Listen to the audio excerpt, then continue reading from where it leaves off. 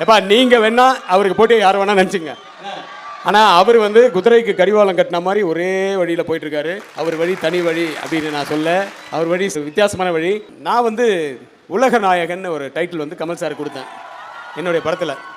அதே மாதிரி நம்ம ப்ரொடியூசர் சார் ஐசரி சார் வந்து உங்களுக்கு சென்னை விழாவில் உங்களுக்கு ஒரு பட்டம் கொடுத்தாரு, கலை அசுரன் அப்படின்னு. கலை அசுரன் தெரியாதா உங்களுக்கு? ஆமாம், அது இன்னும் வரல.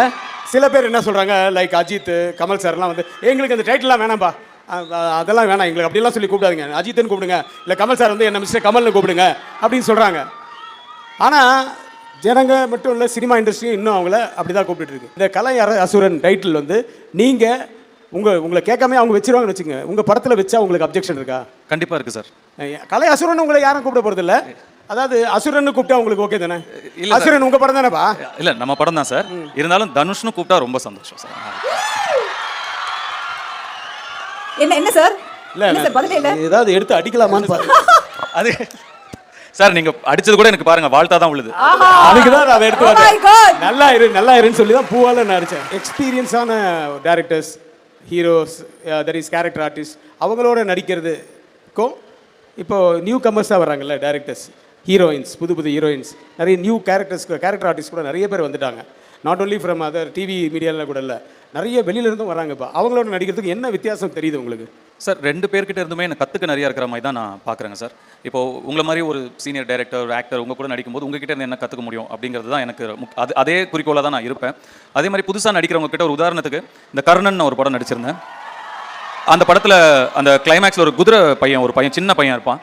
அவன் அந்த குதிரையில் வந்து அப்படி இறங்கி, ஸோ முதல் ஒரு கொஞ்ச நாள் ஷூட்டிங் முடிச்சுட்டு அந்த ரஷ் பார்க்கும்போது அந்த பையனுடைய பர்ஃபார்மன்ஸ் பார்த்துட்டு, இந்த பையன் பக்கத்தில் நம்மளுடைய நடிப்பு சுத்தமாக எடுபடாது, இந்த பையன் அவ்வளவு யதார்த்தமாகவும் உண்மையாகவும் அந்த கிராமத்தில் இருக்கிற ஒரு பையனாகவும் இருக்கானே, இன்னும் நம்ம இதை போல் இன்னும் யதார்த்தமாக நம்ம நடிக்கணும், இன்னும் கூட ஈஸியாக நார்மலாக மாறணும் அப்படின்னு அந்த பையனை நான் அதுக்கப்புறம் அப்சர்வ் பண்ண ஆரம்பிச்சேன். அந்த சின்ன பையன் எப்படி இருக்கான், எப்படி நடிக்கிறான். ஸோ அந்த மாதிரி ஒரு புதுமுகங்கள் வரும்போது அவங்க கிட்ட இருந்து கற்றுக்கவும் நிறைய விஷயங்கள் இருக்கிற மாதிரி தான் நான் நினைக்கிறேன் சார். ரெண்டுமே வந்து நான் என்ன கற்றுக்க முடியும் அப்படிங்கிறது தான் சார். Very good. நீங்கள் வந்து ஒன்று சொன்னீங்க, எண்ணம் போல் வாழ்க்கைன்னு. நான் வேணான்னு சொல்லியிருப்பேன்.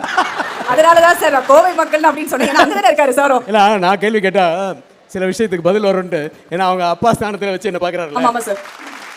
ஆனால் இப்போ நீங்கள் ஒன்று சொன்னீங்களே, நான் நினச்சிட்டு இருந்தேன் 6 படையப்பன் தான் படையப்பாவாச்சு, கரசாமி தான் கரை ஆச்சு அப்படின்னு நினச்சிருந்தேன்.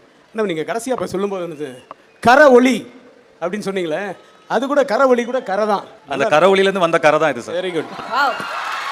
சில கேள்விகள் கேட்கும்படி சார் நான் 12வது வரைக்கும் தான் படித்தேன். இல்லை பரவாயில்ல, நான் வந்து கமர்ஷியலான கேள்விகள் தான்.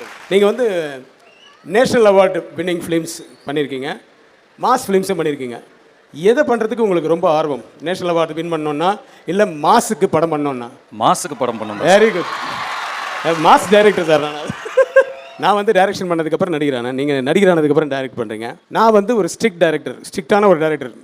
உங்களுக்கு தெரியும், கேள்விப்பட்டிருப்பீங்க. அது வந்து வேலை வாங்குறதுக்காக தான். அதுக்கு நிறைய எக்ஸாம்பிள்ஸ் இருக்குது, நிறைய இது சொல்லியிருக்காங்க. நீங்கள் டைரக்டராக ஆனீங்க இல்லையா, நீங்கள் எப்படி ஸ்ட்ரிக்டான டைரக்டரா, விக்னேஷ் ராஜா மாதிரி ஈஸியான டைரக்டரா? நான் கொஞ்சம் கரடு முரடான ஆள் தான்.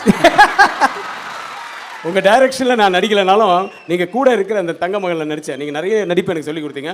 அதுலேருந்து எனக்கு தெரியும் நீங்கள் வந்து ஸ்ட்ரிக்டான டைரக்டர் இல்லைன்னு தெரியும். ஆனால் ஒரு விஷயத்தை எப்படி சொல்லி எப்படி வேலை வாங்கணுங்கிற நுணுக்கம் உங்களுக்கு தெரியும். ஸோ நீங்கள் பெரிய கில்லாடின்னு எனக்கு தெரியும். அந்த காலத்துலேருந்து பார்த்தீங்கன்னா எம்கேடி, பியூசி அப்படின்னு சொல்லுவாங்க. பியூ சின்னப்பா, எம்கே தியாகராஜ பவர், இவங்க 2 பேரும் வந்து ஃப்ரெண்ட்ஸாக இருந்தாலும் இவங்களுக்குள்ளே தான் ஒரு போட்டி பொறாமல் இருக்கும். அதே மாதிரி எம்ஜிஆர், சிவாஜின்னு சொல்லுவாங்க. அதுக்கப்புறம் ரஜினி, கமல்னு சொல்லுவாங்க. விஜய், அஜித்னு சொல்லுவாங்க. இப்போ தனுஷுக்கு யாரை நீங்கள் அந்த மாதிரி சொல்லணும்னு ஆசைப்படுறீங்க? இல்லை, நான் ஆப்ஷன்ஸ் தரேன்.